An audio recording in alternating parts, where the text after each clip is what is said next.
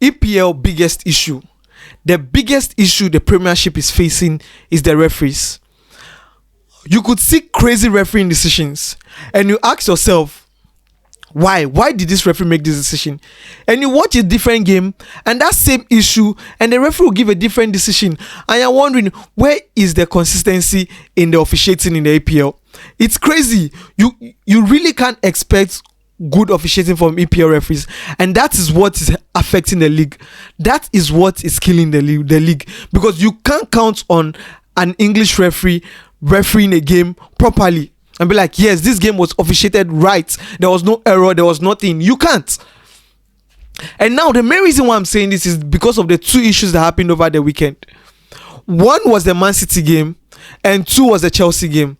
The Man City's set piece, the penalty decision that Mosquera handled the ball, and the referee was called to watch the VAR, and the referee said, no, this is not a penalty, I will stand by the decision.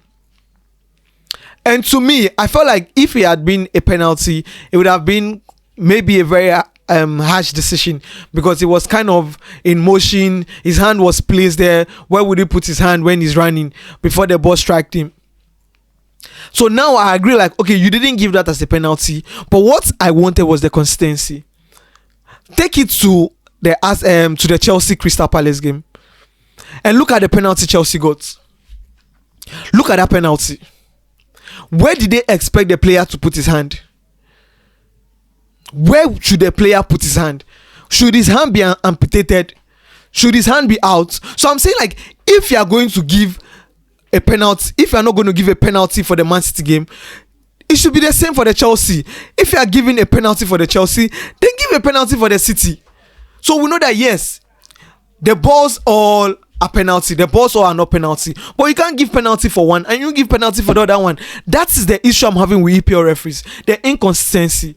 You see issues where Casemiro for United was given a red card for a tackle, and you ask yourself, how is this a red card tackle? And the next game, a player will do the same thing and don't give him a red card. Casemiro was handed a red card, I think last season or 2 seasons ago, where he had an issue with Mark Hughes, Will Hughes or Mark Hughes, the Crystal Palace midfielder, and they said he held his neck.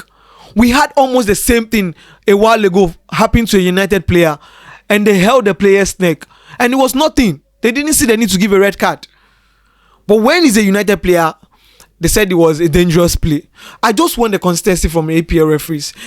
Even the United game against Arsenal, there were some decisions that went in favor of Arsenal, and you ask yourself, why? Because a United player will make a tackle and you get a yellow card, and other people will make the same silly tackles and you get a yellow card.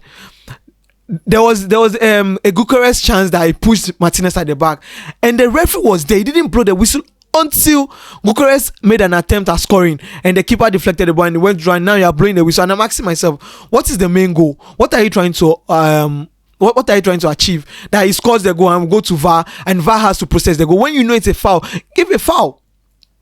So the EPL issue is just the refereeing of officiating results, because the Chelsea game and the City game was a typical example of, if you don't give one, don't give the other. If you give one, give the other. And EPL referees are not doing that. It's just so sad.